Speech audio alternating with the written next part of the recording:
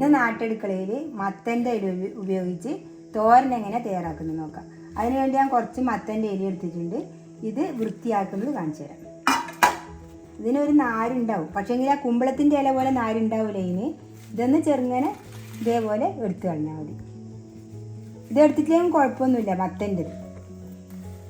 എന്നാൽ നമുക്ക് എടുത്ത് കളയാം. ഇതേപോലെ കിട്ടുന്നത് എടുത്ത് കളയാം. ഇതേപോലെ നമുക്ക് ചെറുതായിട്ടൊന്ന് ചെറുതാക്കാം. ഞാനിത് മുറിച്ച് വെച്ചിട്ടുണ്ട് കുറച്ച്. നിങ്ങൾക്ക് കാണിക്കാൻ വേണ്ടിയിട്ട് ഞാൻ കുറച്ച് ഇലയാടെ വെച്ചതാണ്. ഇത് ഞാൻ മുറിക്കുന്നത് കാണിച്ചു തരാം.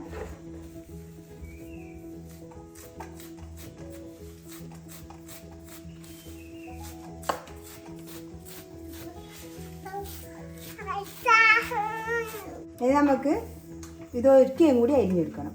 എന്നുവെച്ചാൽ ഇതിന് കുറച്ച് മത്തൻ്റെ ഇലക്ക് കട്ടി കൂടുതലല്ലേ, അപ്പോൾ നമുക്ക് കുറച്ച് ചെറുങ്ങനാക്കിയാൽ നല്ല വെന്തിട്ട് വേറി കിട്ടും. ഇതിന് കുറച്ച് വേവുണ്ട്.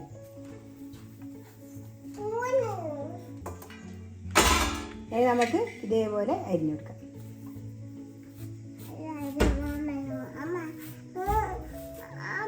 കുറിച്ചിട്ടായിട്ടുണ്ട്. ഇനി ഇതിലേക്ക് 2 പച്ചമുളക് ഇട്ട് കൊടുക്കാം. അത് എരിവിനനുസരിച്ച് നമുക്ക് ചേർത്ത് കൊടുക്കാം. പിന്നെ നല്ല എരിവുണ്ട്. ഇനി ഇതിലേക്ക് ചേർക്കുന്നത് ഉപ്പ് പൊടിയാണ്. കുറച്ച് ഉപ്പ് ചേർത്ത് കൊടുക്കുക. ഇലക്കറിക്ക് ഉപ്പിടുമ്പോൾ ശ്രദ്ധിക്കണം. വേണമെങ്കിൽ നമുക്ക് വയ്യ ഇടാം, കൂടിപ്പോയാൽ ഇടാൻ പറ്റില്ലല്ലോ. ഞാനിത് നമുക്ക്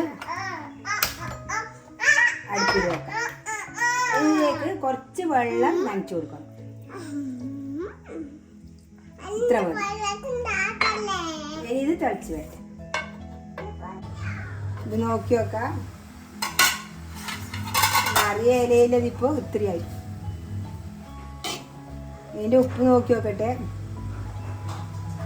ഉപ്പ് കൂടിപ്പോയാൽ നമുക്കൊന്നും ചെയ്യാൻ പറ്റില്ല. ഉപ്പെല്ലാം ഇപ്പം കറക്റ്റ് ഉണ്ട്. ഇനി നമുക്ക് കുറച്ച് തേങ്ങ എടുത്തിട്ടുണ്ട്, കുറച്ച് വെളുത്തുള്ളി എടുത്തിട്ടുണ്ട്.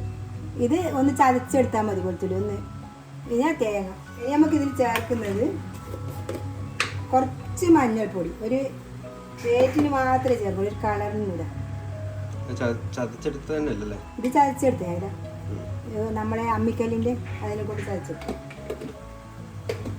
അതിന് ഇതൊന്ന് നല്ലോണം യോജിപ്പിച്ചെടുക്കുക. കുറേ മഞ്ഞളിടണ്ട, അപ്പോൾ ടേസ്റ്റ് ഉണ്ടാവില്ല, അതിൻ്റെ ടേസ്റ്റ് മാറും. അത് നമുക്കിതിലേക്ക് ഇട്ട് കൊടുക്കാം.